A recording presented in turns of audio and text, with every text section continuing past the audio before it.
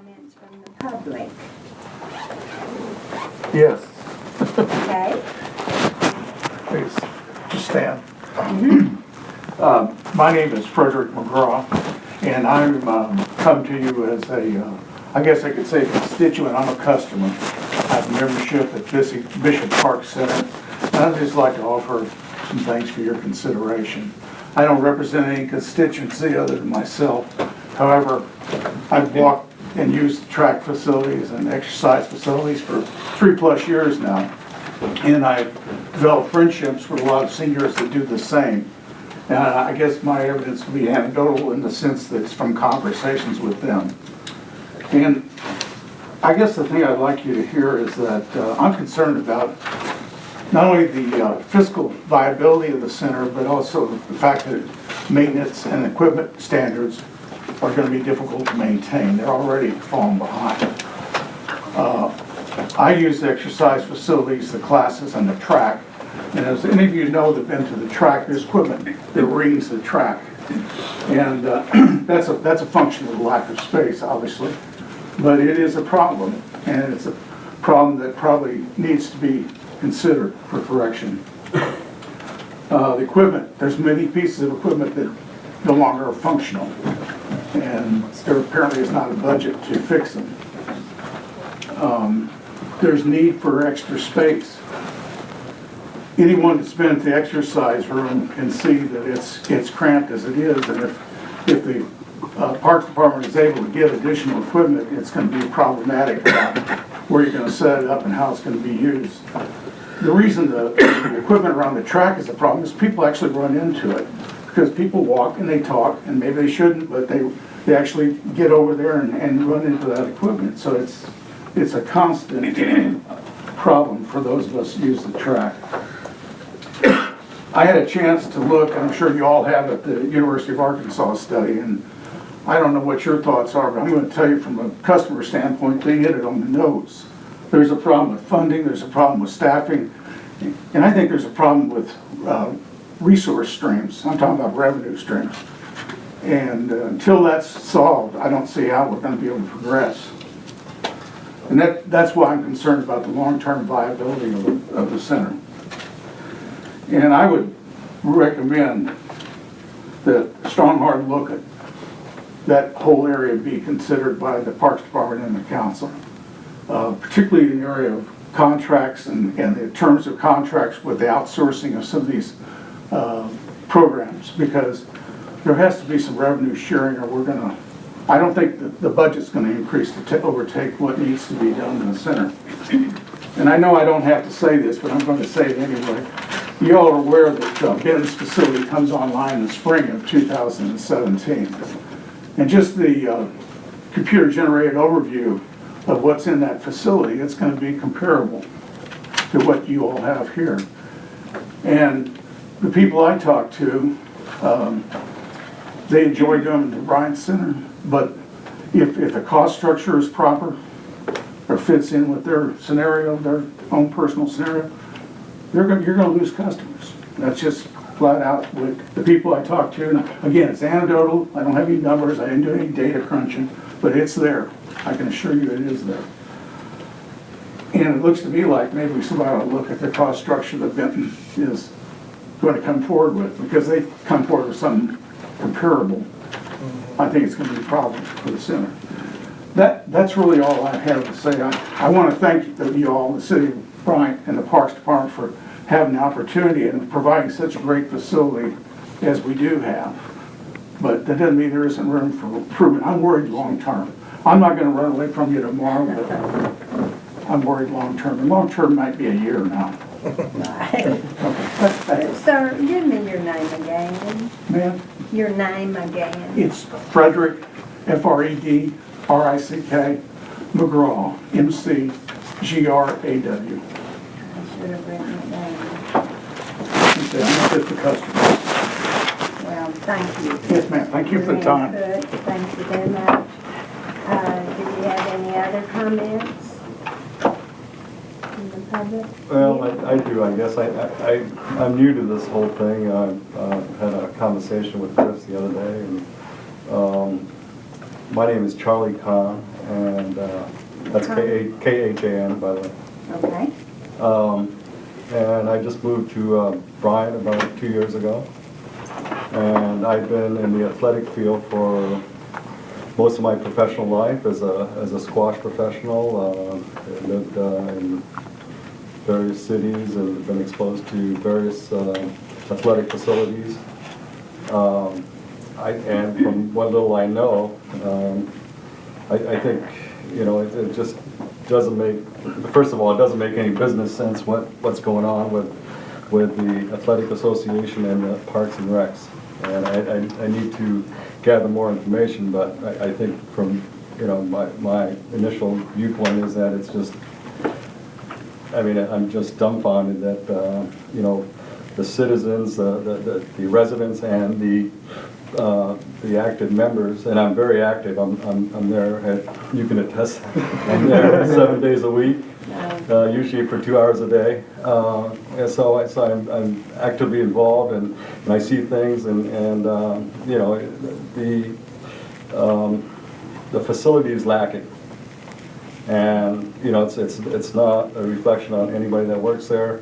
It's just the way it is, and I don't know what's going on with Benton, but I'm surmising that they're going to have a state-of-the-art facility that's going to leave Bryant in the dust. And you know, I will, you know, as most people, you know, the natural thought process is if somebody has, you know, if you build it, you know, they will come, and that's the bottom line here. And I think, you know, I'd like to get to know you folks on the committee here a little bit better and get more involved.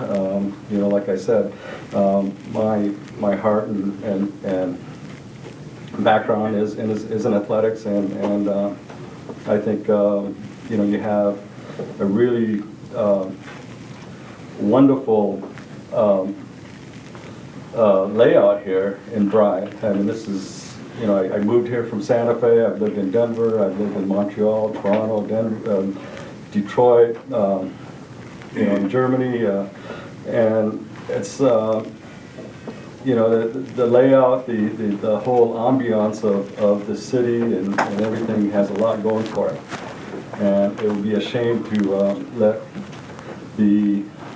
our resources go to pot because the revenue's not there, because somebody made a bad business decision. And I think you really need to think about that thoroughly. We appreciate your input. And I'm, you know, whatever it takes, I will form a committee and rally the troops, if you will, to do whatever it takes to make things happen here. And you know, I'm on board with you folks if that's what, you know, you need the support. But you know, I'm an interested resident of Bryant and an active member, and I'd like to see things happen. Well, of course, we love to hear from the citizens. You will. You certainly will if it comes to if it comes to. We appreciate you coming and telling us, Right. giving us your input. Thank you. We really do. Anyone else from the public? Okay, we'll move along to announcements. Anyone want? No announcements? Okay, we move to director's report. Yeah, I'm going to take up a lot, we're going to take up a lot more time later in the meeting. So all I really want to share with you is the director's report is in a month since, it's been a month since we've restructured, and we're very encouraged as a department because for the first time in the history of Parks Department, we have escaped the tyranny of the urgent. We have a wonderful team, a very competent group of men and women that are handling the day-to-day operations, and so our executive team, Keith, Spencer, Jessica, and I, and Truett, we only get 33.3% of his time, but when we do get it, That's awesome. it's awesome. I hadn't made it. We've been able to spend our time really looking deeply into what's going on in parks and begin to start planning ahead instead of just reacting to certain issues, we've got a really strong plan moving forward that we're excited to share with you tonight. But I just wanted to say, we are as a department very encouraged about the change in our structure.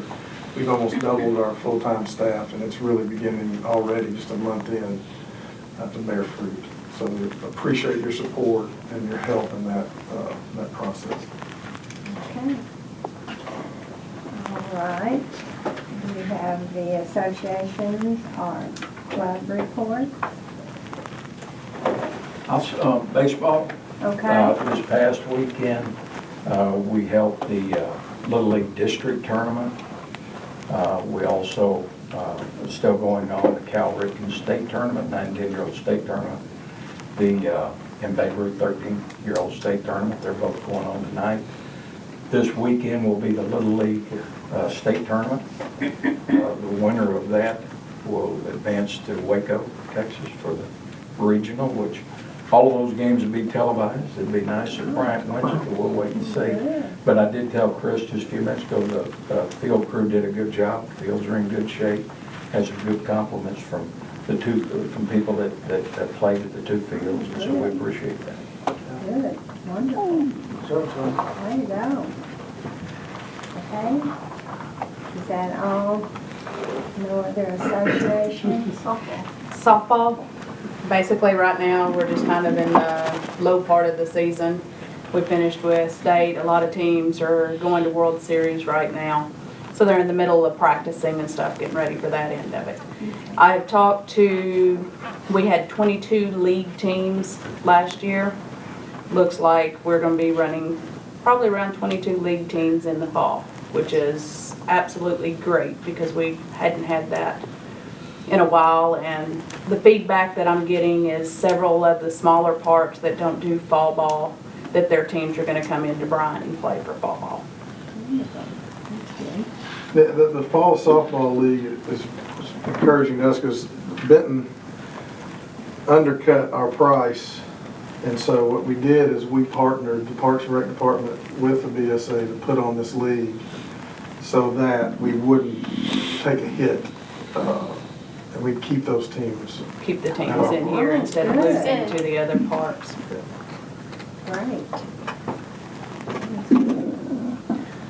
Okay. That's all the associations. We have alcohol permits, We don't have any, no requests. no requests. What's the status of that? How are we handling those now? I mean, Yeah, good question. with your changeover, there were a lot of things that were happening. So with that. what we've done is, originally the plan was for Parks Department to have a large facility permit. Now, we still have that option, but that's not a real option that we want because we don't want to have to store it, maintain it. So there's two permits that we'll pursue unless, the city council or something says, hey, y'all get a, large permit. There's the festival permit that allows us to sell alcohol for a weekend in one small spot, which we'll use when we cooperate with the Chamber of Commerce for Fall Fest. There'll be a beer garden, real simple. And then the other thing that we're really pushing everybody to is the third way is to have a vendor that has an off-site permit where they handle all the alcohol, they sell all the alcohol, and they give Parks Department a percentage of the. Was that like the Riverside That's right, that's right. Riverside has one. restaurant? And so what we'll do is when somebody wants to have a reception or something at Bishop or whatever, we'll give them a list of approved vendors. They deal with that vendor, they take care of all of it, and the vendor just gives us a check. That's our preferred way to use and bring in revenue from alcohol. We don't want to handle it and sell it and be responsible. As soon as you get that together, we'll need to amend our ordinance. So, Okay. so it's just formality, but we still gotta do it. Well, I was hoping we could get the Boys and Girls Club to have their big to-do here and we could let them serve. They've got one more year to Benton. All They- that. Yeah, they signed like a Event 5-year center. lease. Yeah, they signed a 3-year Oh, deal. 3-year, okay, Yeah, and 3 years. it's over this year, so hopefully we can go back next year. Well, I hope so. I mean, I think that'll We could definitely do that. recognize the city. Okay, then we have our financial report. You got the numbers there. I don't think anything really drastic to.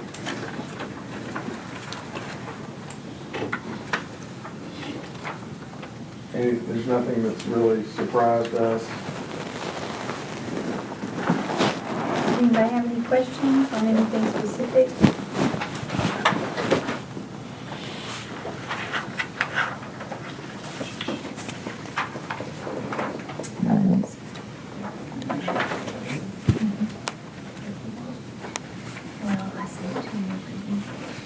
I just had a question, what date was the date of this report? This one's just through the 20th of June.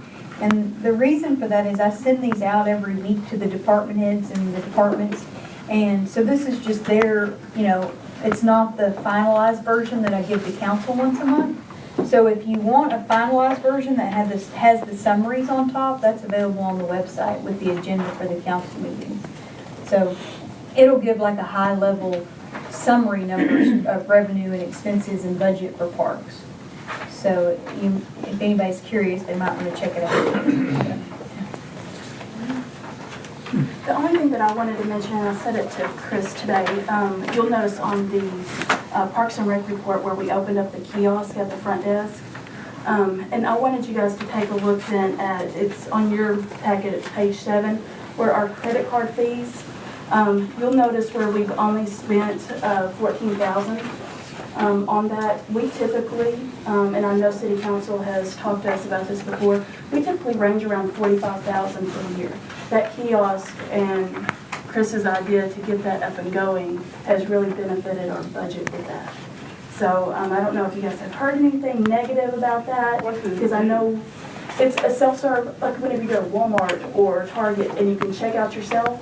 That's what you do. You go up there to the front desk. It's facing the customers. They can purchase their memberships. They can register, do their reservations, all of that online.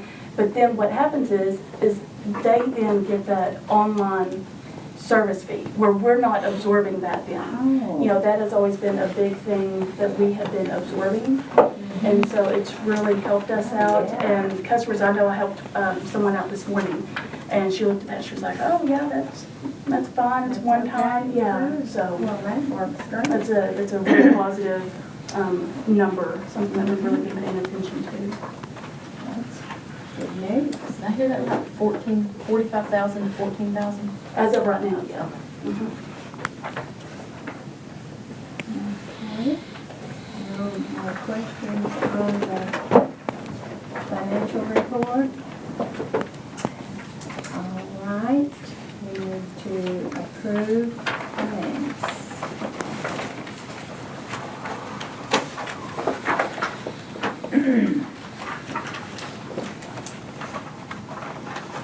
Kind of like ancient history, didn't it? Yeah, it does. Yeah. Been a while since we've heard that. 99. That one. And June 13th. On the back. Are we approving all 3? Could we do them separately?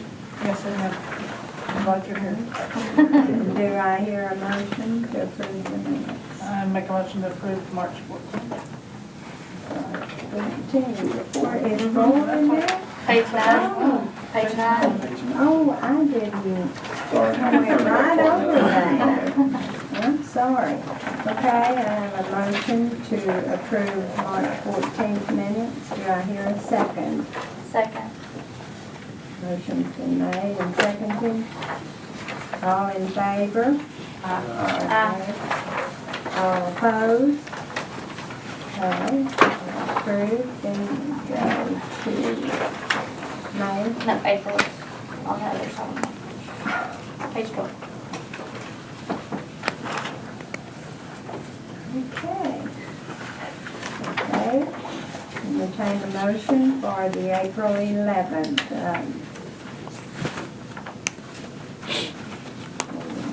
Minutes.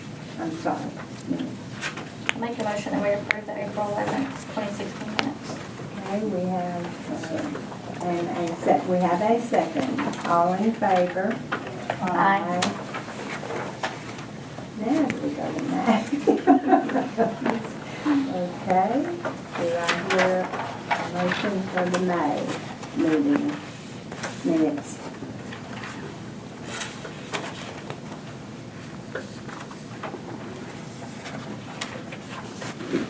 I make a motion we approve May 9th minutes. Have a motion to approve, and we have a second. All in favor?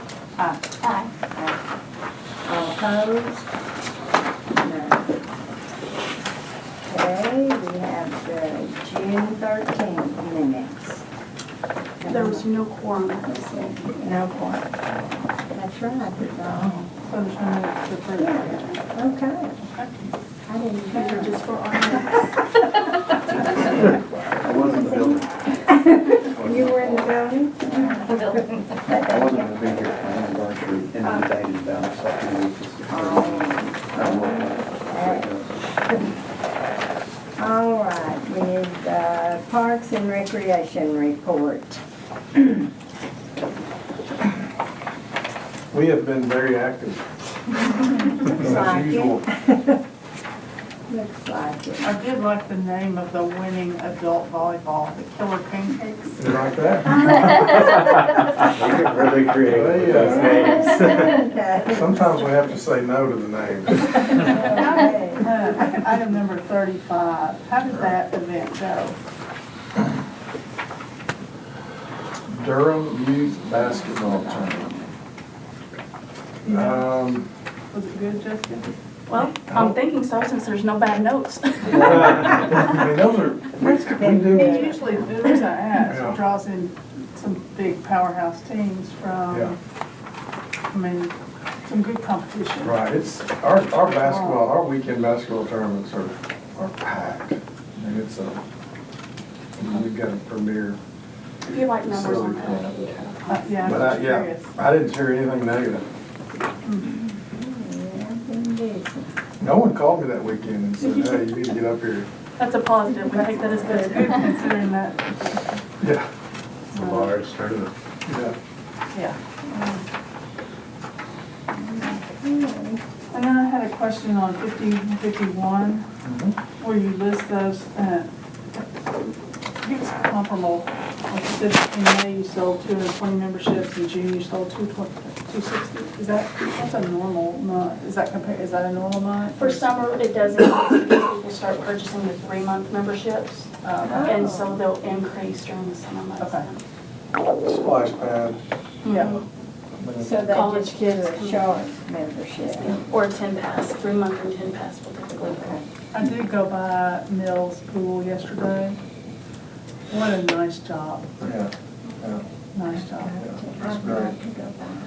We're actually gonna lay some sod there in the morning, Oh, yeah? if you're interested. I'm not good at laying I've used that excuse too. Thanks to the city council for funding that Oh, yeah, fully. no doubt. Because, I talked to one of the lifeguards and it's made a difference in people, the family, a lot more families. Just because the facilities are so much nicer, a lot more families. It's been really nice. Yeah, different clientele. Right. We gotta get everything finished there. Yes, we are on top of that. Okay. Okay, we move to old business, Parks Priority Survey.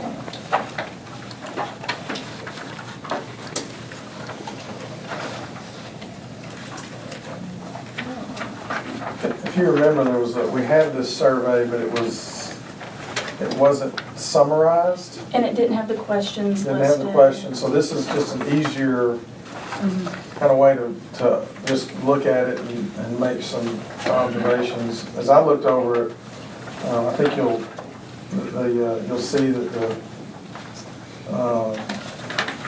the things we're trying to do with the bond, if it passes, we really try to make sure and prioritize what we're gonna try to do with that, with what we learned from this. That was definitely, that had a lot of input and kind of where we're headed.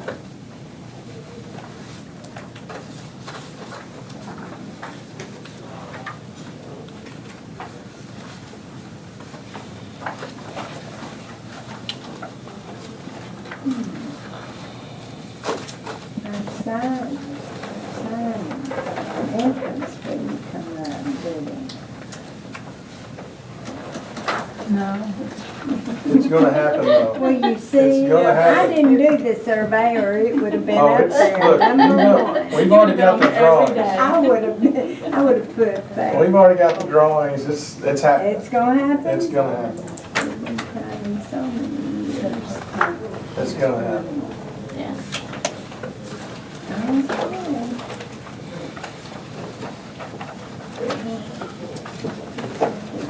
Quite a bit, okay. No questions on that, on the survey? Okay, let's move to this updated. Where are you? I always get, I say it wrong, Howard. Every time I have trouble with that. Okey-doke. Well, this is something that you guys asked for last month. Yeah. Thank you. That helps. Yeah, do we have it back here? It's page 29. We're about 70% staffed, we're still 30%.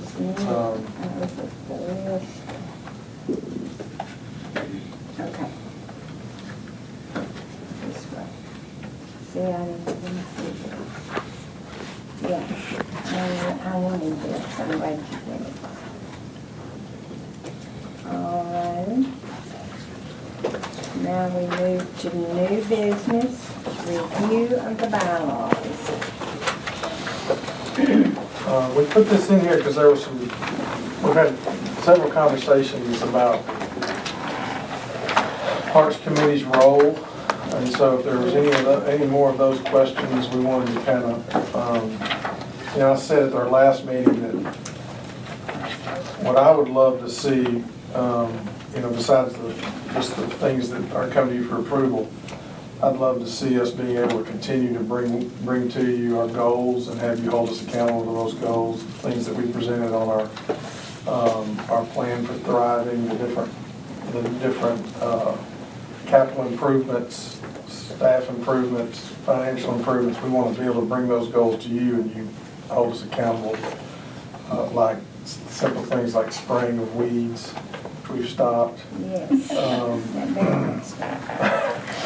And it's just, as we bring our plans to you, we want to be held accountable, that we said we were going to accomplish these things. I think that's really one of the things we want to lean on you to do for us, is hold us accountable to what we. I think we can do that.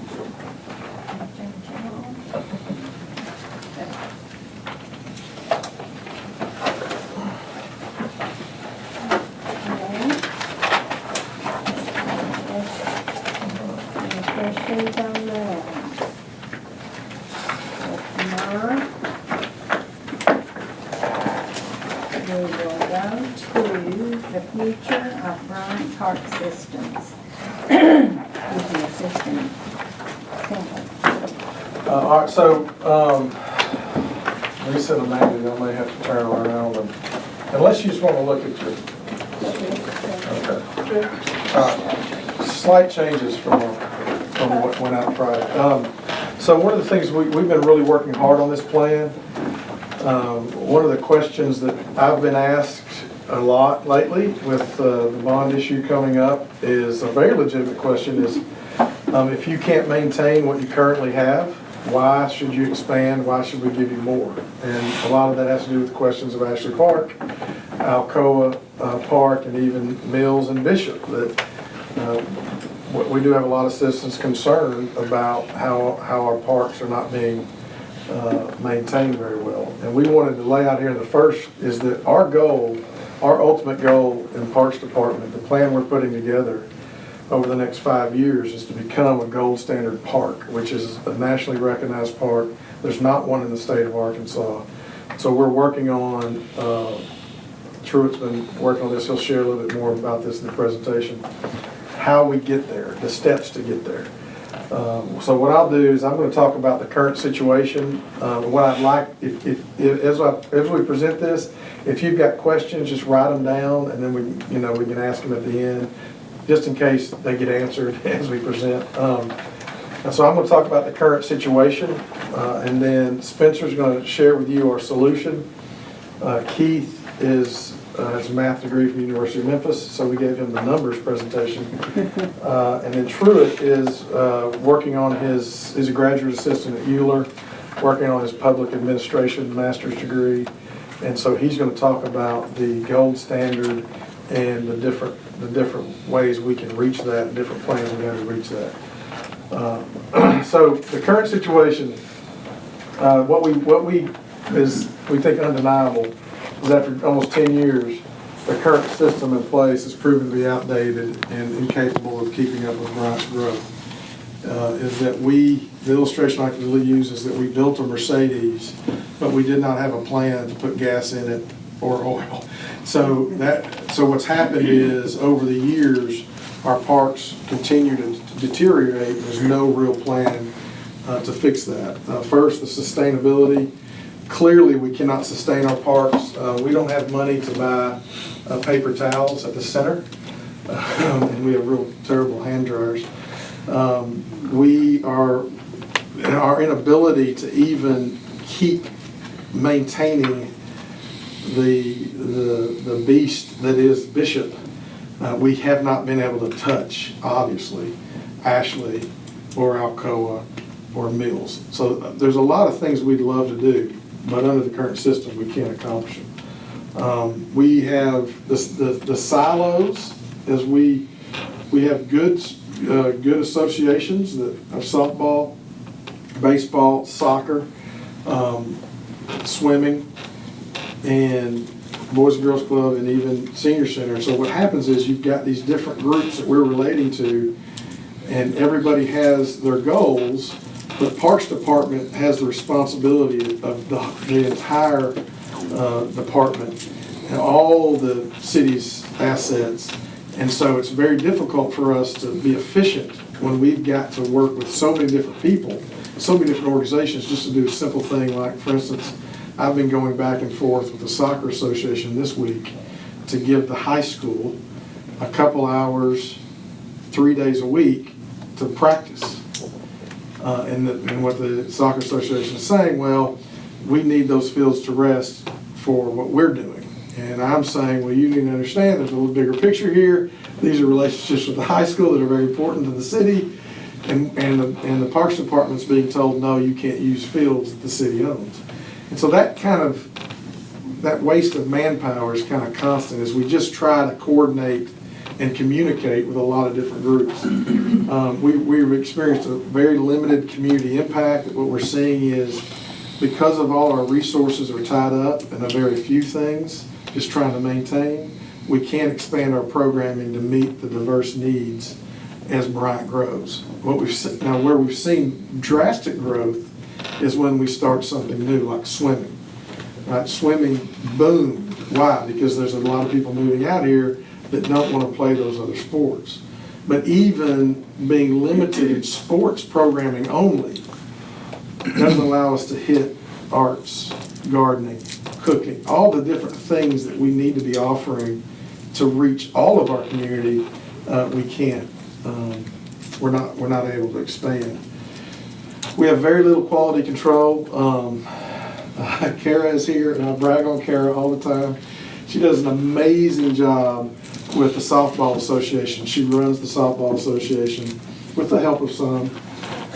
But the conversations I have with Kara is, I say, look, Kara, softball is really important to the city of Bryant.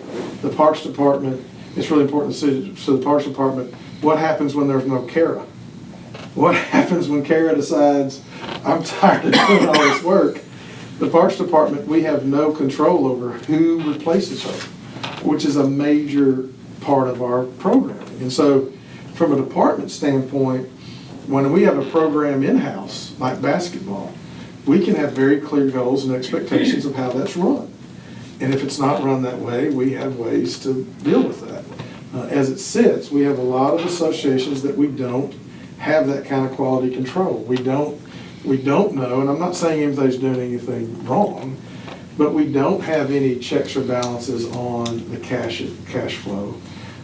We don't have the same systems in place for our associations and handling finances that we do for the city. It's very strict. I learned this the first month when Trude and I went up to the University of Arkansas to work on this study, and I bought us lunch with the Parks credit card.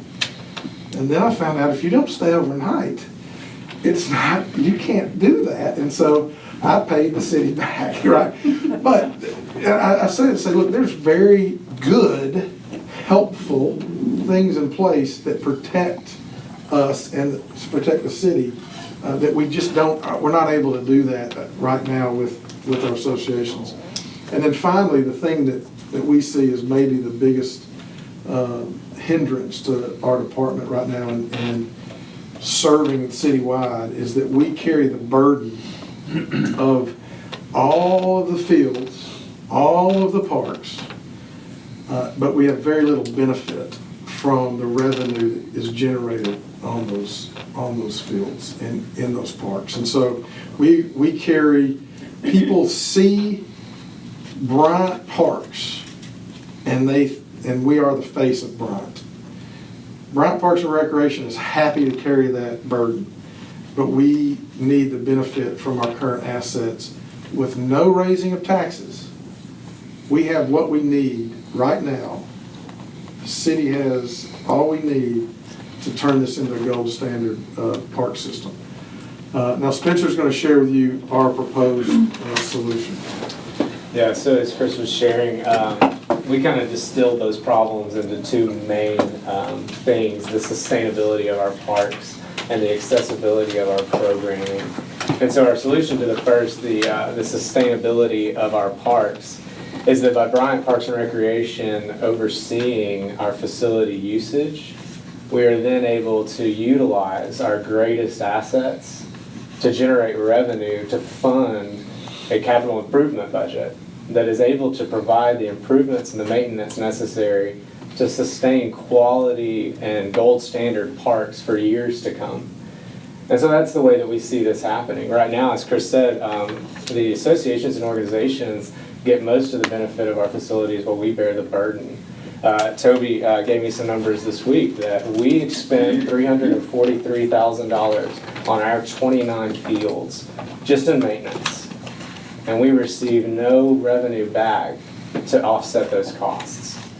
And so all we're trying to say is that we have the ability with the assets that are currently in the possession of the city to fund a capital improvement plan that sustains these parks and gets Ashley back up to quality where we're actually able to use it.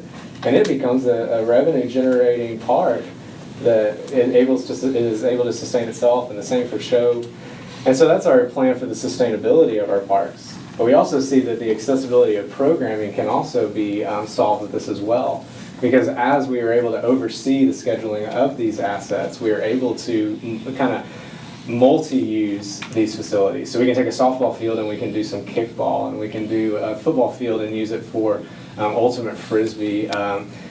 Keith is our recreation guy, and he's also been brainstorming a lot of programming that we could develop out of this. And so yeah, like he said, kickball, ultimate frisbee, but we've also got a plan for our 5-year plan of how we want to grow in the next until 2020.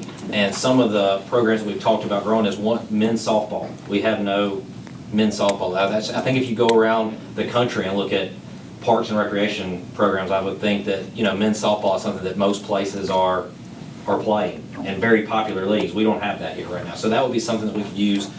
We've also been in talks with some people about rugby leagues. There's some interest in starting rugby. That's another use that we could get from our football/soccer fields.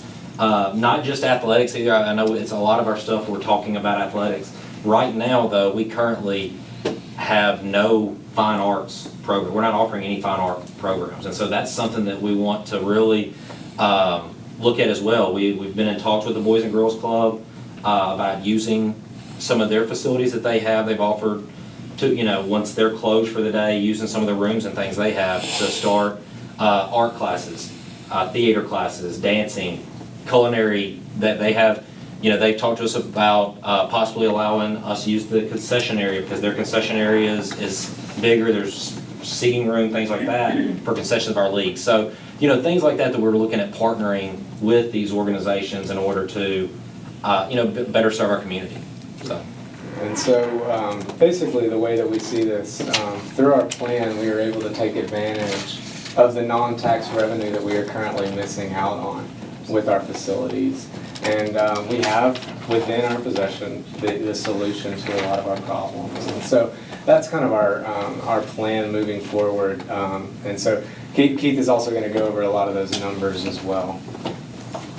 So right now where we are, what we've talked about, obviously we're losing money right now, but because we're allowing some of our assets to go unused.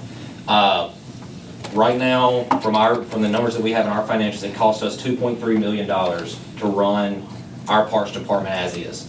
That's not saying it's run to the best of its ability, but to run it just like we are right now, it costs $2.3 million.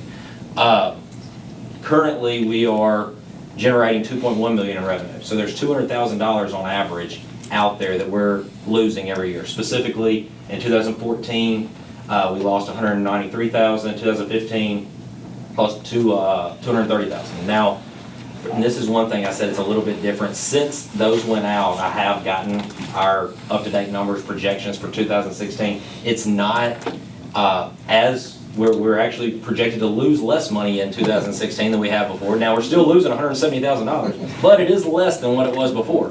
A lot of that we touched on earlier as far as what we have done, the things we've done to try to cut costs, with the kiosk that's saving us money.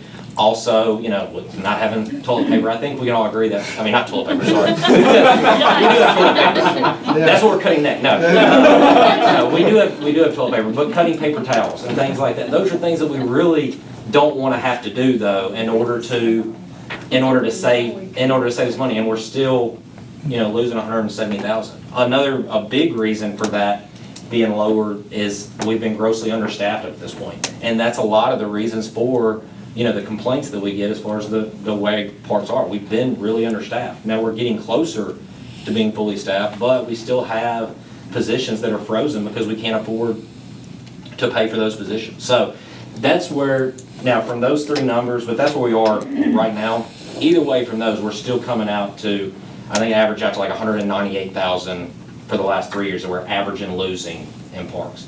One thing that we've talked a lot about is setting specific goals. One goal that we have set for ourselves immediately is to try to get into the black. For 2017, our specific goal is to try to not lose money. We feel like we have the assets without raising taxes to break even at least, if not make money for 2017. So one thing that I did, one number Spencer spoke about before, is right now it's costing us $343,000 to maintain these fields and everything. One thing that I did was using some research and numbers that are already out there, along with projecting what we can generate from maximum usage of these fields, is try to figure out where we can try to make that money back up. From potential revenue that we don't have right now that we feel like we can get from sign-ups, player registrations, hosting tournaments, concession stand, field rentals, things like that that we don't have right now. We projected that we can generate up to $400,000 in 2017 right now from usage of those facilities. Now, with that being said, there are expenses that come along with that, and we understand that. But as we talked about before, we're already incurring a lot of those expenses, as is right now without the positives that come with it. But I still put in, right now we don't pay for referees, we don't pay for umpires. The associations handle all of that. the administrative overhead, stuff like that. They also reimburse us for some of the utilities and maintenance of the fields as well. So I did include those as added expenses that we would take on, that we would take off of the burden off of them for, and it came up to $135,000. With that still being a net income of $266,000 that we feel like we can generate in 2017, potential if we do have full oversight of our facilities. So if you take that, that gives us a net gain of approximately $70,000 in 2017 that we feel like we could do right now to get into the black. So what our plan then is, as we're able to get into the black, we use those resources, one, to upgrade obviously parks, but then expand our programming to a broader base, which means more revenue. That we use the revenue of our current assets to reach more of the community, to continue to grow that revenue base. And as we project out, we can project out 5 years, and we can plan for capital improvements, program growth, staffing growth, events, and we are being very conservative with these numbers. Like, as we shared these numbers with other park systems and people that run these things, they say that number's low, and we're like, okay, that's fine. If we make more than 70 grand next year, we're fine with that. But immediately, that's our first goal, is to get in the black. But then let Truett talk a little bit about our long-term goal of becoming a gold standard park. Yeah, so like we've already mentioned a little bit tonight, this is like our ultimate goal. The end of this, looking out throughout the next few years, this is what we want to hit. And the gold standard is awarded by the National Recreation and Parks Association. And this association is seen as like the premier parks association across the nation. And their gold standard is the top award you can get. I mean, this is like, if you get this, you are, one of the best parks departments in the country. And right now, currently, there's not one in the state of Arkansas. But the way they do this is they judge you on these 3 categories: social equity, health and wellness, and conservation. So social equity, that really builds into some of the stuff we're already trying to do in Mills Park, making it an inclusive park. We have the new playground that's going in there, and we have a lot of other ideas of stuff we can do there that'll make it much more inclusive to a variety of different people. But hopefully that'd be something that we could build, not just with Mills, but expand, to our other park systems, so that we don't just have one, but all of ours are that way. It's a standard that we can raise across the board. And then the health and wellness really comes back to our programming. I don't think it was mentioned yet, but right now, according to the U of A study, with the athletic programming we have, we're only reaching about 30% of our population. And, if only 30%, we're only reaching that small percentage, that's not near enough to really adequately get to health and wellness, achieve those goals. So what we have to do is we have to expand our programming to things like the fine arts, get other people involved, because all of those, not just the athletic, but also the fine arts, build into what is this health and wellness standard. And then the conservation, we already have the Mills Park, and we have the Nature Conservatory there, but just sort of building off that and being smart with things that we do as far as how we affect, the world around us, the environment around us, and our parks. And taking all these things, and then also, right now we're working with partnering with the school district as far as trying to make a park that could also double as a playground for a school, so that you have this shared use mentality. They really like that. And so you're getting constant use and the most use out of your parks when you build them. And ultimately what this gives us is it gives us a clear standard to shoot for, which I think is really important. There's certain things that we have to hit in order to achieve this goal. But achieving this goal is only going to be, it's only going to be achievable if we do the things that we've sort of mentioned in this presentation. So what we're asking for you as the Parks Committee to endorse our plan, and we're asking for City Council to endorse our plan so that we can sit down with the different associations and say, this is our plan. If you will help us with your volunteer base to run parks leagues and parks tournaments, we will help you with your needs, field space needs, and even revenue needs, so that we can that the association's plans fit with the parks plan first. And what we believe is, as parks thrives, the associations will thrive, and vice versa. So that's what we're really asking for. We're asking for the opportunity to sit down and share this plan for the future of parks, and ask the association to help us with this plan, and they will get some benefits. But the difference will be that the fields will be scheduled by, the rec leagues will be run by Bryant Parks and Recreation, the tournaments will be run by Bryant Parks and Recreation, and that those associations and those organizations citywide that are willing to help us can get some of that benefit. One of the interesting things is I had a conversation last week with the Legacy High School band, and they were just asking me some of the questions about the bond and our plan moving forward. And they said, would we be able to help you run a tournament? Of course, any group that needs, any part of the city that could benefit financially from helping us put on some of our programming. So we also open that door too, to allow a lot more people benefit from what we can generate. So that's what we're asking. We're just asking for this plan to be endorsed so that we can go and present it and get some partnership from our, we value our associations. We think they're very important. They have expertise and they have volunteers. And so we need them and they need us, and we believe this gives us a good way moving forward. The way I like to say it is we want to keep dancing. We just want to take the lead. And that's what we're asking you to endorse. But questions? Where do you get the $343,000? Costs? You just threw that number out. Yeah. This is something it's our work. You know, that's the program that the city uses. Any what's it called? Any work order goes into our work. So here, I mean, we've got these numbers here. Yeah, if you want to. Mine has notes on it. Mine is. I can just go make a copy. All the notes are exactly what I just said. So you just want me to make a copy? No, here. I got a blank one. Yeah, so employee costs, equipment costs, utilities, fertilization, field dirt. You know, some of the averages nationwide on a field is somewhere between $5,000 and $7,000. We have 29. It adds up quick. It adds up quick when you have 29 fields. And then you can see why a lot of fields aren't getting the attention they deserve.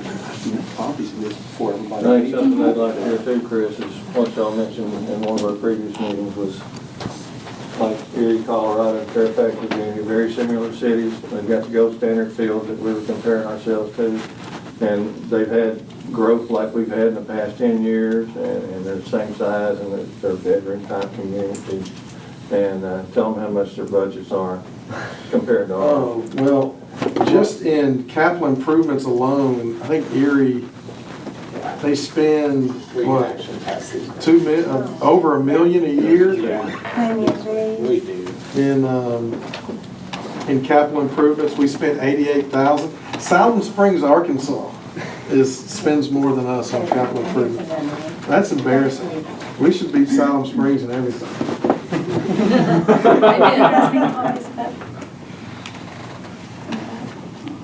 You know, for the city council, you know, if y'all are willing to move forward with this, I've asked the city council to have a workshop on it, public workshop. So we can come in and Chris and them can make their presentation again, just like they did tonight. And it also gives opportunities for so what he calls the silos, all the other sports associations, everybody to come in and put in there and say what they've got to say and how we're all trying to work together to get where they want to go and where we need to go to get into the black. So the 277,000 incremental revenue. 266, but yeah. 266, yes. Okay.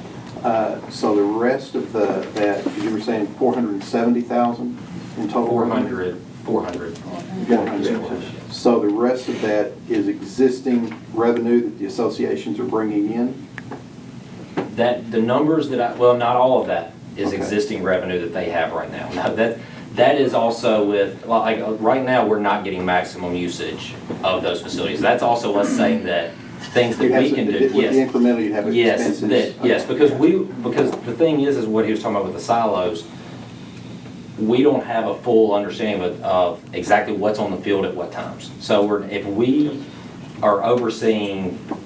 overseeing all the facilities, then we know exactly when they're gonna be open, what they're gonna be used for, and now we can run more things on those fields too, and rent them out for more. So part of that is, I'm not saying that's what they're generating right now, I'm saying that along with what we can also, potentially, yes, that's exactly right.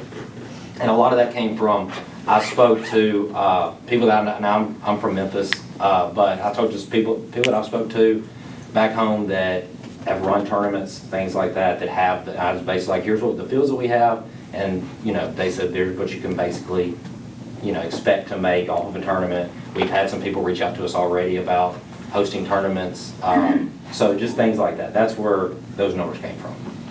And because we do this full-time and not part-time, and the strength and the size of our organization, like if you talk about uniforms citywide, we can get them cheaper and therefore better profit margins. Concessions citywide, same thing. But one of the fundamental parts of our business plan is to, with the control of these assets, oversight of these assets, we can lower the cost of a membership to the center. That's the key, getting people in the door. We want to get more people in the door, and then when they get in the door, we can offer a youth sports price. And that gets your kid into all the youth sports we offer.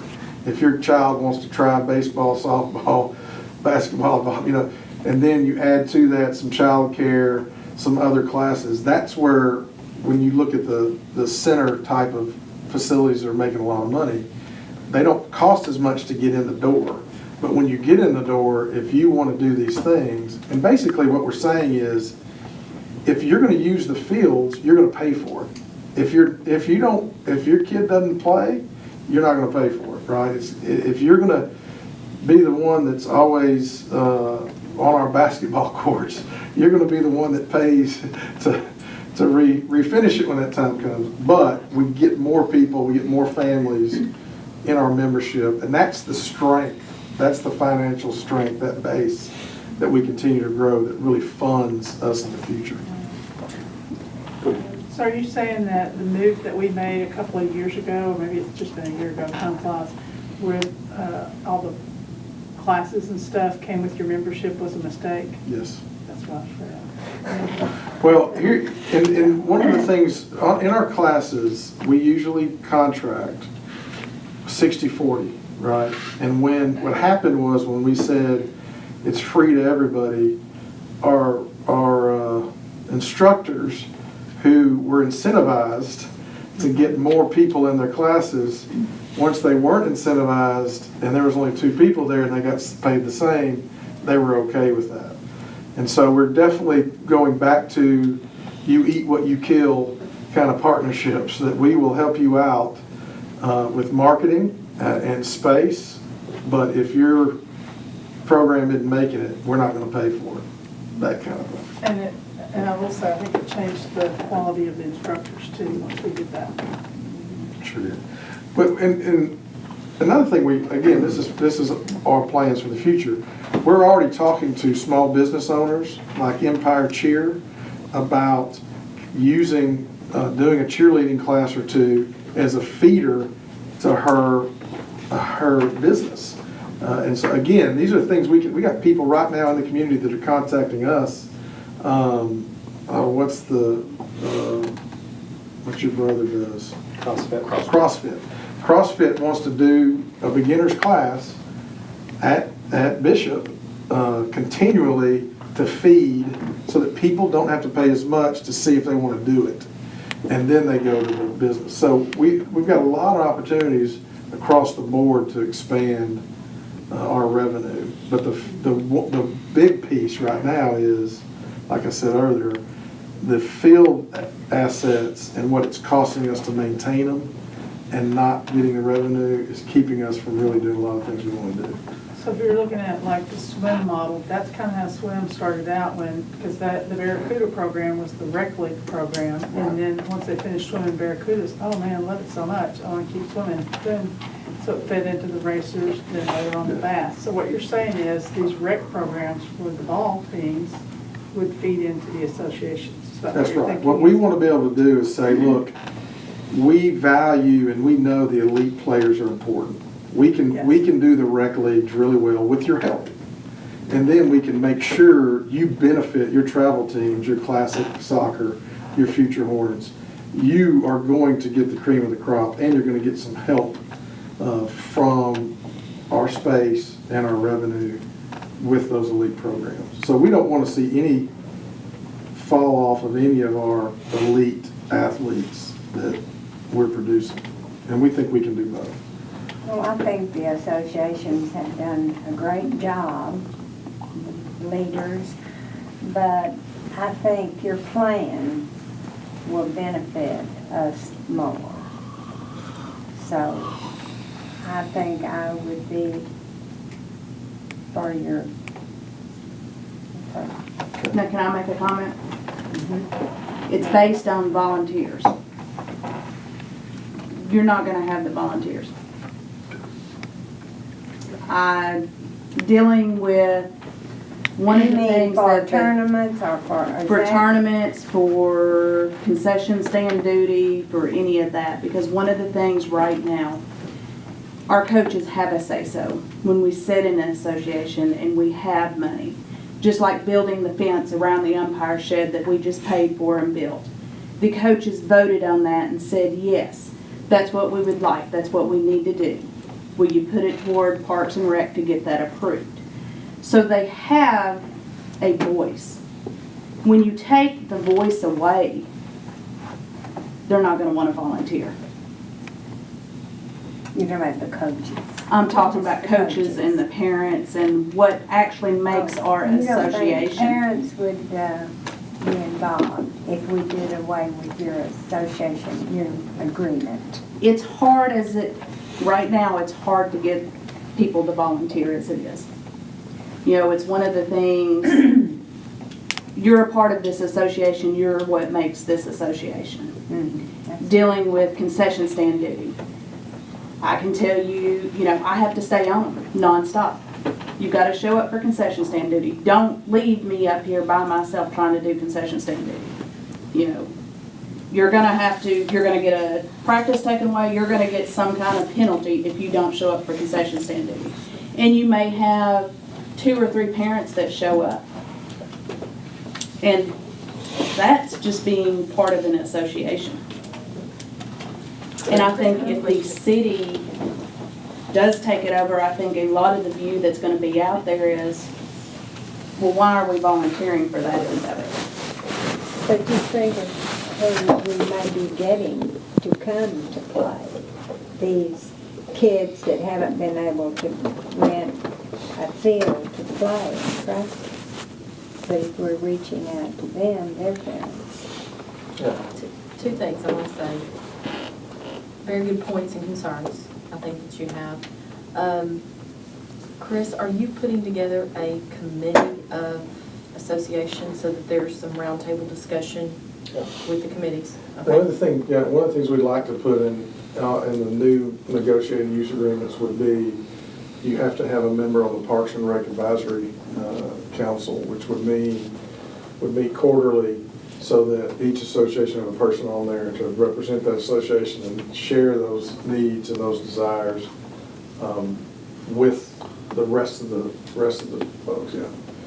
One thing that I've seen that I think will come out of that committee is each association, as I've seen it, has different strengths. Some have really good, strong volunteers. Others struggle with that. Others have good processes and coaches or whatever, but each organization has its own strengths, and I think through that process, we can address some of those problems as a city-wide, and take volunteers, for example. one of the associations, swim teams, so what it was that I was involved in, at registration, we had a list of, it takes 80 parents to run a swim meet. We couldn't do it without 80 parents. We had to have them. There was no other way to do it. So we made, at registration, we had a list of volunteer responsibilities that had to be covered. And we made them check off what they were interested in covering, whether they knew how to do it or not. We would train them for it. And then we had them commit, each family had to commit to 4 hours of volunteer service, or 4 shifts, so that's actually 8 hours. 4 shifts of volunteer service. In order for that was part of registration, and they signed it, and there was an opt-out to not volunteer, and it was $100. And we got about 95% participation. There were some parents that just didn't want to volunteer, and that was okay, because they paid $100 to opt out, and some of them had different reasons around that. We didn't care what their reason was. But it changed the culture of that organization, because we were struggling with how do we run these swim meets without volunteers. We had paid coaches, so that was very different in our organization than it was other ones. But that was a solution that I think could be shared across associations. And that might not be the exact solution, but what I'm saying is some of the things and challenges that we may be facing, I think we've got the right people from the associations, from the parks, to get around the table and address those concerns and have something better than what we had coming out. Just on the softball side, softball is made up of 7 different parks, which is Saline County League. Literally, it takes 8 hours on a Sunday to sit in a room and schedule softball with all the other parks. So, And that's another issue we'd like to be able to address is we think that each association's use agreement should look different because each association is different. And so that we would be able to sit down and talk through those details. Like we don't need to try to iron out how we're going to do that tonight. But I will say this, we are prepared because we know that, obviously I've had a lot of conversations with a lot of people.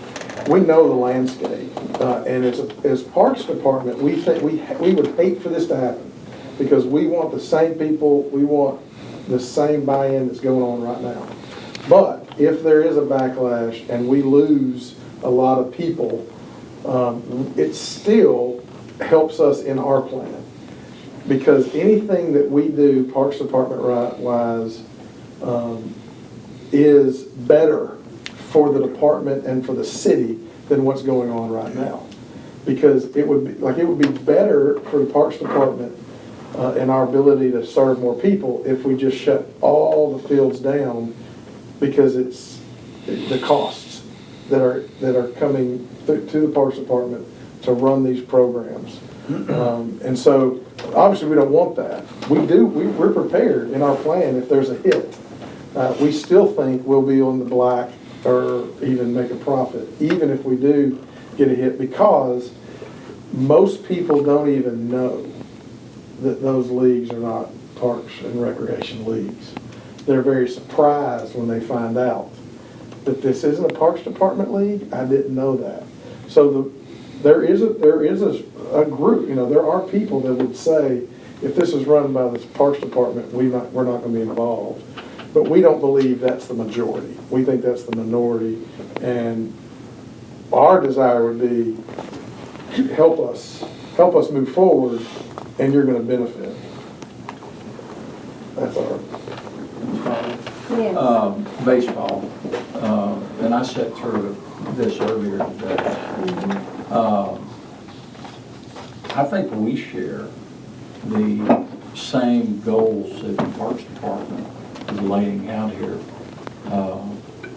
I'm glad to see that we've got a plan put together. Right. May not agree with all elements of it, but I'm glad to see it's a good starting point. Right. I envision it, correct me if I'm wrong, Chris, as a partnership, a new partnership with the associations in the park, hammering out a new use agreement, and I do think there'll be different between the various associations. But not doing away with the use agreements. I think it's important that you have that. I see some, from baseball standpoint, that an arrangement, partnership could be hammered out that would be to the benefit of the city. If you go back to the study, one of the things they said was not do away with outsourcing, but change the use agreements to the benefit of the city. Understand that. Benefit of the city doesn't necessarily mean you take something away from the association. You just expand from that. That helps benefit the city. We need better utilization of our parks. And I'm talking baseball, Ashley over here, or softball out, they shouldn't be vacant. They ought to be used. And but I do think there's a process we need to work through with the idea of not losing anybody. That We would be a shouldn't great lose it. thing. It should be That's why it something worked needs to through be talking more, that we can agree on. Right. Because I think that the idea that the city overseeing the program, equating to your coaches and your volunteers not having a voice, that's the ultimate failure to communicate. They should feel, the coaches should feel, and the volunteers should feel they have every bit as much voice as they do today. And if they think they don't, speak up anyway. They will have a voice. BA is going to have a voice, in my opinion, working through this. Well, Because otherwise it doesn't there's work. things, as an example, softball may have the same thing. We talked about in the meeting earlier today. The Baseball Association, we have charters with Cal Ripken, Babe Ruth, and Little League. Okay? That would be something in the negotiations here. Who's going to hold the charter? Is the city going to hold it, or the association going to hold it? Because there's certain responsibilities in holding that charter or getting a charter granted. So those are some things that can be hammered out, because I don't think we want to lose those long-standing relationships with Cal Ripken, Babe Ruth, and Little League. Well, But that can be worked through. Yeah, and I think that's where it comes down to is the association's existing, but how do they exist within this larger plan that the city has to have some autonomy to operate its assets without, not only without the associations feel like they're rolled over, but literally not feeling like they're being rolled. It's two different things. Yeah. There's that perception that this is becoming an unworkable scenario when it is a workable scenario. Just how do we get there, I right? can tell you this for a fact, having been with the Bryant Athletic Association for 15-plus years, we don't want to do anything that will hurt the city of Bryant. Mm-hmm. No way. I've been in too many board meetings, membership meetings. Why would we want to do that? Yeah. So we want to work something out. I mean, bet something can be worked out. You feel that the coaches will be open to a round table and being very involved in the transitionary discussions? I do feel that, I think the biggest concern is losing the voice, losing, they can go anywhere, pricing, anything like that. We're competing against Benton on that end of it. One of the things that we've been able to keep the teams there is because we have been in an association, and they can pick up the phone and they can call me at 9 o'clock at night and say, hey, can I have a practice time tomorrow? Do you have something open tomorrow? And I can say, yes, you can go out there and use it. That's one of the key benefits that we've been able to keep the teams in here on the softball side of it. Chris was talking about that earlier, though, that we'd block off certain times for that. Unless y'all sign up to coach, one of y'all not plan on coming down to the field coaching third base, are you? You're not gonna take over that much control. If somebody calls me at 9 o'clock wanting to know about field space, I ain't answering. It's going straight You to get some voicemail. that call you at 6:30. I'm assuming you guys are gonna let us keep coaching, aren't you? Yes. Our goal is for the associations to be able to do what they do best, and that's teach kids these sports and not have to worry about Concessions or uniforms or sign-ups or managing all the things they have to manage. They can focus on doing what they do best and let us do what we do best, and that's recreation, parks and recreation. That's the partnership we're looking to form. Now, Mr. Taylor wanted to speak. Go ahead, I'll let her go and speak, but I'd like to say something in minutes. Yeah. one of the major things, like I've heard this past year, with me taking over the softball association, is the communication and the availability of somebody being there to take care of something the minute that the phone rings. You know, it gets old, believe me. But I also understand the value of that. And I would hope moving forward, if this goes, that value's not lost. That when you call into the city, oh, well, I'll have to get such and such back to you. Oh, that's scheduling here, that's. But I think you're wrong, only because the previous staff, before Chris, before, the previous, outdoor, we had a conversation every day with baseball in terms of, scheduling and that kind of stuff. And I said, well, is it working that way with softball? He said, no, I can't make, this is before you, Kara, so this doesn't have anything to do, but that open communication was there. It just wasn't taken advantage of, like baseball. Baseball, they talk to superintendent every day, and which is good. That communication is good. So I think it's there. I just don't think you've availed yourself of it or have connected to it maybe. But it's there, or it was, and I have a feeling it's still there. Talk to you every day. I guess your predecessor did. it's not necessarily for me calling in. It's for a coach that is wanting to practice on a field. It's for a. I think that's just. Can I interject here? Well, in regards to your concern there, I mean, I've seen a massive overhaul of the staffing at Bishop Park. I mean, now you got at least 4 full-time staff members. I mean, that's something that can easily be coordinated, if somebody's designated to handle that. But it all seems to me that, what are we looking at here? I mean, it's, nobody's out to tread on anybody's toes or ruffling, everybody's got a good thing going, but it seems to me that, mine and your concern is the bottom line here, all right, as yours is, being ahead of the Parks and Recs is where is the money going and how's it spent, all right? What are the associations? I mean, are you looking at the numbers there? Do you have access to the numbers and how's that working out? And, isn't that something that can be processed through the Parks and Recreation where all expenses are paid, everything is covered, everybody's happy. And the bottom line is that you get the balance of what is left there.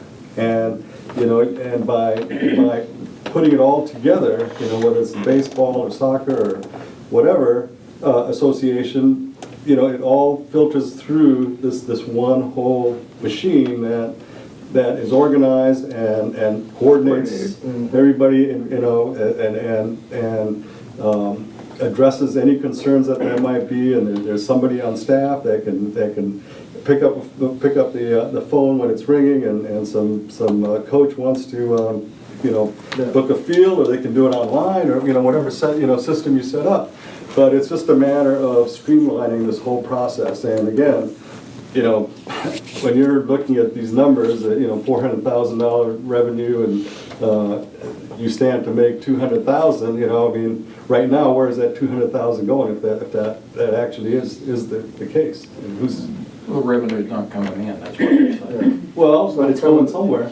Well, it's another community. It's going to another park down the road, is what I'm you're sorry? saying. You're saying it's going to another park. Well, down it's the going to road. the association. Now, what are the associations doing with that, no? No way. Well, maybe that can be better And we coordinated. give the city our numbers. Actually, the only people that are paid in our association based on number is the concession manager and the umpire. Nobody else. Okay, well, I don't know the ins and outs of all this, but. Believe me, there's no surmising, but 400,000 going. Maybe. Steve, let me ask Yeah, we're gonna need to audit those books again, Steve. ask another question, from a historical standpoint, because you were around when the bond was voted on and passed, you were around when the center was built and stuff. I thought concessions, the way it was set up, because they got a soda contract or use, that we only use Pepsi products or whatever. Right. I thought all the concession stands were supposed to be managed by the city. where did that go awry, or did? The city's never managed our I concession. know it's never been, but I thought the original plan when they set it up, that. I guess it was talked about, but I don't guess it Never- ever. No, the thing the city did do is got the Pepsi contract. We Right. used to have it before that. The association got, remember they gave us $25,000 worth of scoreboards that are over at Ashley and $10,000 a year to change from fountain drinks to bottle drinks. And that's the other thing, you don't know the history on it, and I've covered it with these folks, but our association in the last 10 or 15 years has put, and we can show you those numbers, has put over $150,000 back into the parks. We put over $60,000 back into Bishop, put $100,000 into Ashley.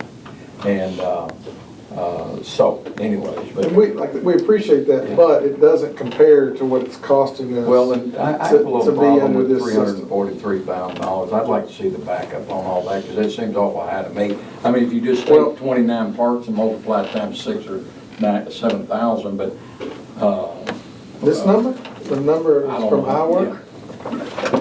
which, you know, I That's to don't know, I maintain don't, all the parks, that's, 29 That's that's fields. just Bishop, Those we numbers- don't have 29 fields at Bishop. No, we have Those 29 numbers- fields across the, Some fields aren't getting anything. Yeah. Mr. Lynn, those numbers there, we're taking off the outwork system. What it does, when you plug in, when you do a Yeah, work order, starting with, yeah, right, which is good. and when, the numbers that are on there came off of that. I generated the work order, and we closed it out, and those numbers come from, they added finished total. All right, the equipment cost $139,000, what is that? What do we find? no, our work puts a value on usage of equipment, just like the Usage. government does. Right. I got you. Yeah. The, So wear and tear, fuel, maintenance. One question I did have, thinking about the numbers in the 70,000, maybe plus in 17, hopefully. In our 2.2 million, but is it just 85,000 that is capital expenditure? This last year, or 88, I think. No, that's over 4 years. It's over 4 years. So the 70,000, how are we gonna do much capital expenditure with a $70,000 surplus? So what we were saying was that the capital improvement budget is able to be funded by the expansion of our programs and the utilization of our fields over years to come. So our It'd be a whole first, lot our more than immediate, 70, right? our immediate goal is to get into the black. Right. Once we are into the black, with that 70,000, we are then able to save money for a capital improvement budget. No, we don't expect to be able to fund a $2 million capital improvement budget next year, but our goal in 5 to 10 years is to be able to efficiently take care of our You think parks. you can generate that kind of surplus to do capital expenditures? Yes. Big capital expenditures? I do, I It would mean, be wonderful if you could. Conway, programming alone, last year, Conway Parks Department made $600,000. And they had complete oversight of all their field assets. And they have exceptional fields. you play on them. And They so- started that way. And they started that way. And that's where all the elite parks departments around the state are going. The Parks and Recreation Department oversees all formal recreation on city property. And their cost to participate in some of those sports is less than Bryant. Yes. So, which equates to more kids participating. Well, this is not tax-based, it's just revenue coming into the parks. You know, the bottom line is, everybody's got the same goal, to do what's best for the kids and to do what's best for the city. And there's a way to merge all that. And, you know, the associations have a lot to offer, as we've discussed in the past, and they've got some things that they can bring to the table that's really good. And you know, our new park staff has got a great plan, and there's a direction to go, but there's a compromise to be made. And there's been willingness expressed by everybody, every association to work with the city. And it's just gonna be a matter of sitting down and working that out with each one, like Steve and Chris and Kara said, you know, it's gonna be different for every association. It has to be, just because of what they got to bring to the table. And it's just gonna be a process. And, you know, that's why we've asked for, just as we get down the road with the figures that the park's gonna bring, to sit down and have a city council workshop where everybody can come and hear what's been expressed. And in the meantime, you know, we continue to meet with the associations and get the input from them on where they are and what they are and what can be done. And go ahead, Steve. I have just one more question. Everybody's opinion. Do we think that the community of Bryant should come first in what we're doing for our park? Well, Or it's should their we- park. Don't we think Bryant ought to be first in whatever we're doing here with the parks? The benefit should come to Bryant first. I mean, are we trying to benefit the whole nation? We want to benefit, we want to serve as many people in our community as possible. And everybody should get a chance to use a field if they want to play ball. Well, what if you've got a Bryant team that wants to use it and you got one from Texarkana that wants to use it? Who ought to get first shot at it? Okay, that's all I'm asking. Because I'm telling you, I coach travel ball, you're going, not cater, but you're going to have to compromise with the travel team. I'm telling you, that's where the money's at. Weekend in, weekend out. That's where the money is. And however you're not going to have to cater to them, you're just going to have to. Well, what about these teams from we all travel, the city of Bryant, are they not coming here for a tournament? They're not coming here just to play ball. I mean, are they gonna be involved in a tournament? When like someone from Texarkana came up here, isn't that the only reason? Is they're gonna be in a tournament? Yeah, I use them as an Yeah, example. They're not I'm gonna gonna come say. practice. But also when they come to Bryant, they're eating in our restaurants and staying in our Right. hotels. Well, sure. So we've got to cater, and the only reason I say this, I'm just passionate about the travel business, because I believe in the rec ball, because my kids did it, still do it. But it's gravitating towards tournament ball. I mean, that's just the nature of the beast at this point in life. Okay. That's why, nothing against the rec kids at all, but your top dollar, your best revenue is getting kids, and I'm not just softball, but every sport. That's where the money's at. Because you get paid. But if we can, we would be able to send them to Ashley, a local. Well, we have a lot of local travel teams that want access to our fields. They want to pay to use, Bryant travel teams that want to pay to use our field rentals. They want to rent city-owned fields right now. And you talk about the history, Lisa. When we originally talked about building this complex out here, the one, and Keith, you'll appreciate this, the one we compared it to was we wanted to be like Snowden Park at South Haven. We're a long ways from that. But that, obviously, that's travel. It's local, it's travel and so forth. And so, a matter of fact, our organization, 5 years ago, formed travel teams that we sponsored to, or they enrolled. So that's all part of the baseball landscape. Part of the softball landscape anymore is travel teams. But we also, in Bryant, on baseball, it's a unique situation. You'll hear it from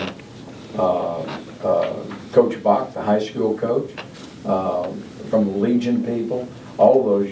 Bryant is still unique in baseball in that these teams that we send to Cal Ripken and Little League and Babe Ruth and Legion, it is still our community.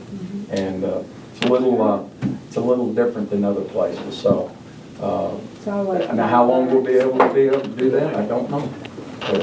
We can still offer excellent recreational baseball, and we can work with travel teams that want to pay for field space and want to help bring tournaments here. That's terrific. Thank you for coming. So we've already had discussions. We have 11 dates next summer that we're just waiting on. We're waiting on getting the approval of our plan to begin to say formally, yes, we can book these dates.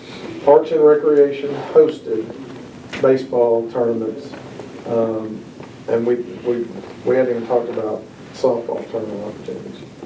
So for One us question. to approve, I'm sorry. When you say host, y'all are gonna get the teams, you're gonna do it, you're not gonna outsource that. There's several organizations that want to do both. So you're gonna get field rental. We'll get field rental, concessions, Field rental and concession. and we can negotiate the contract. With some organizations, other organizations want to partner with us to give us more of the profit. They bring the teams here, we get more of the profit. You know they do that for a living, right? And that's what they do, and, I mean, you work out a deal with them, more power. Well, that's what these Now, on the- basketball teams do, like that tournament Yeah. that Durham has, and they come because he brings the teams, you know, he brings the quality competition that they want, so that's why they come. Well, Unfortunately. one thing- that's the stuff, He again, makes the money. here, now you get to feel kind of when I talked about, the lack of efficiency, like us making any decision to move forward, there's so much negotiation that has to happen.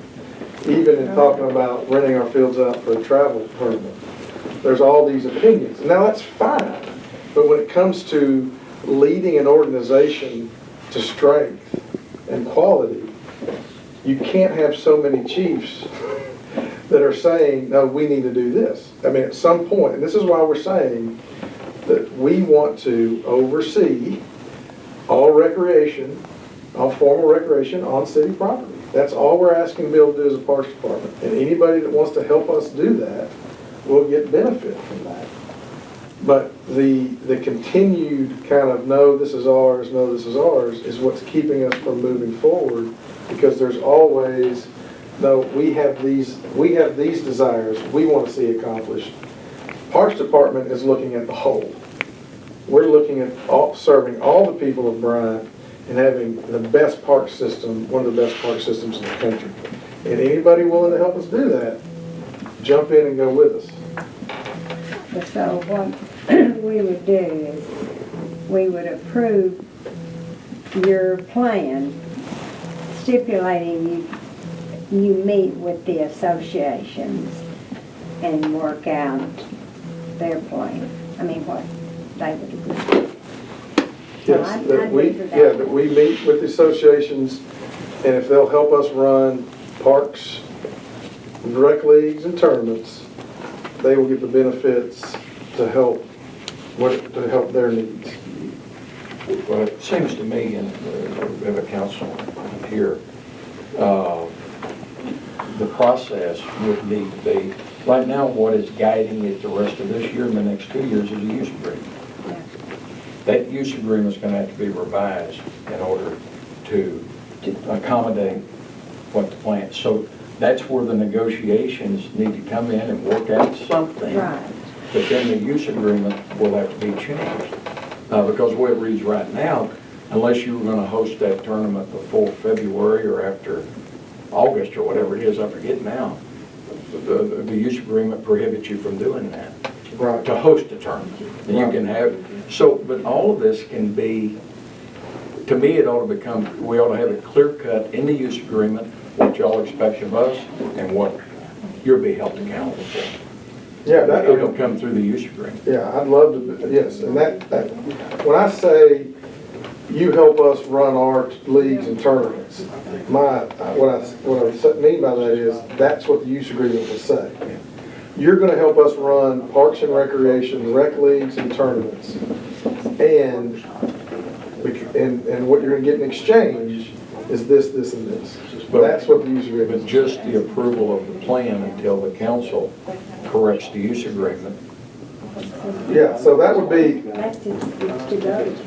What's you're giving the recommendation? I'm getting, what I would like endorsement from Parks Committee to proceed with this plan, to revise the use agreements and have a workshop for city council. Is that what you'd say, Butch? Yeah, definitely got a workshop, city council to explain everything. So, because. If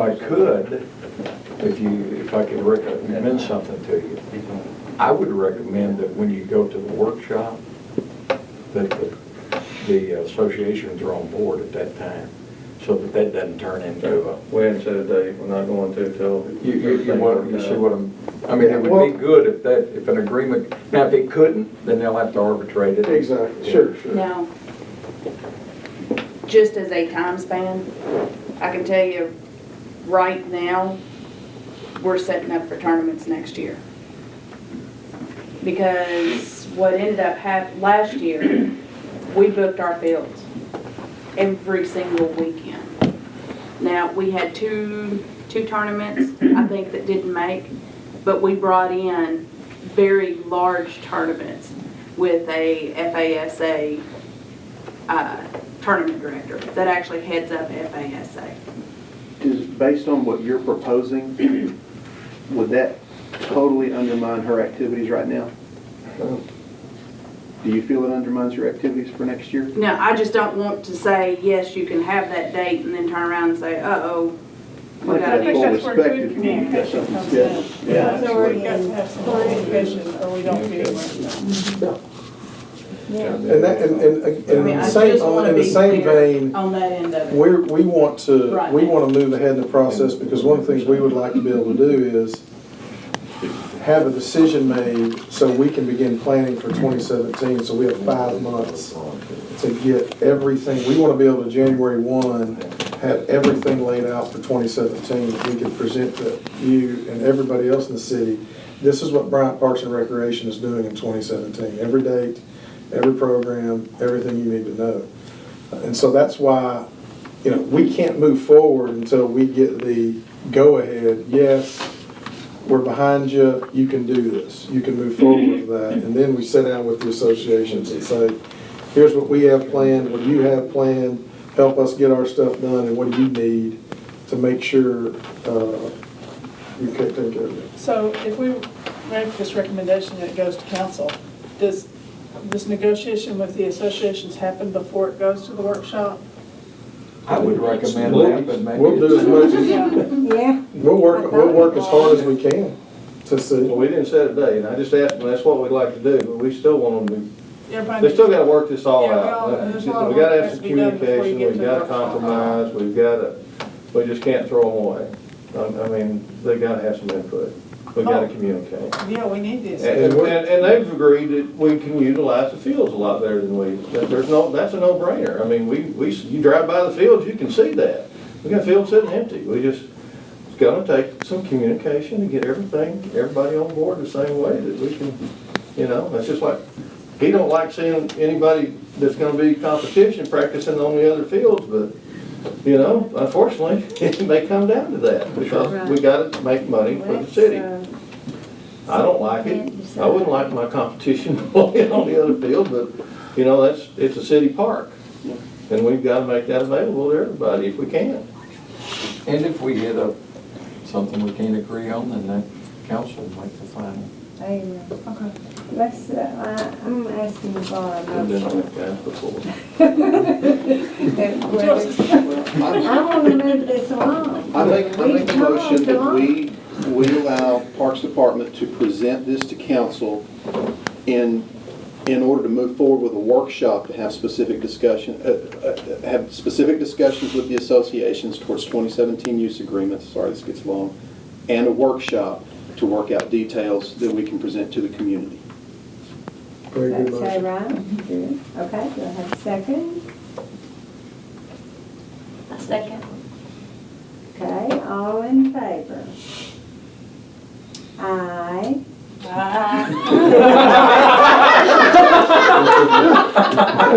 Joyce is like coaching us.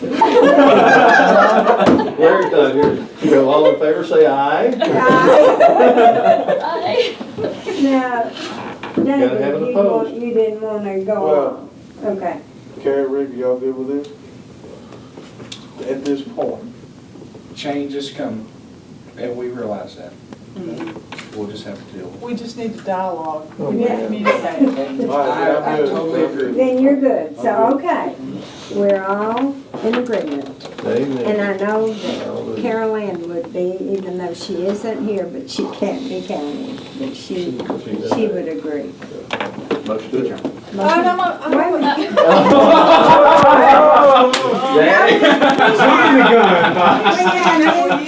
Mr. Lyon. You can always turn it down. No, Miss Lane has to bring up. Well, I hope it isn't long. No, it's not long. Okay. Since there's been a change in the park management and leadership and stuff, for the last, oh gosh, I don't know how many years, well, 15 years, there's a group that's called Toy Troopers.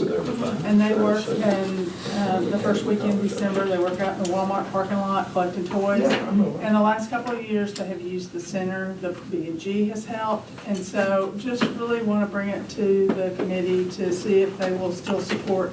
I mean, this is an organization that is totally nonprofit. I mean, they make no money themselves. It's the volunteers and all the money they raise goes to kids in Saline County. And they work in conjunction with Kiwanis. So Benton Kiwanis works with kids from Alcoa North, the county, and then Bryant serves, Toy Troopers does Alcoa South, and they cover the kids in the. Well, if it's okay, if the committee is okay with letting me run with that, give me the freedom to work with them to make sure they have space at the center for what they Yeah, need. Senior Adult Center has worked with us the Just last have them couple of years. contact me, Okay. and then I'll work it out. If that's, Okay. and that way I don't have to bring it back. Details, we'll motion to approve. Yeah. Yeah, I don't think we've ever voted on it before, Oh, so I okay. think they'd always, it's, you know, but. They use our generator for the actual event, staff go out there and set it up. Well, yeah. I'll use our resources to help the Toy Troopers. Okay, that's good. And I'm so Nobody has been Yeah, all in favor? Hey, you better reserve those rooms too. Oh, my God.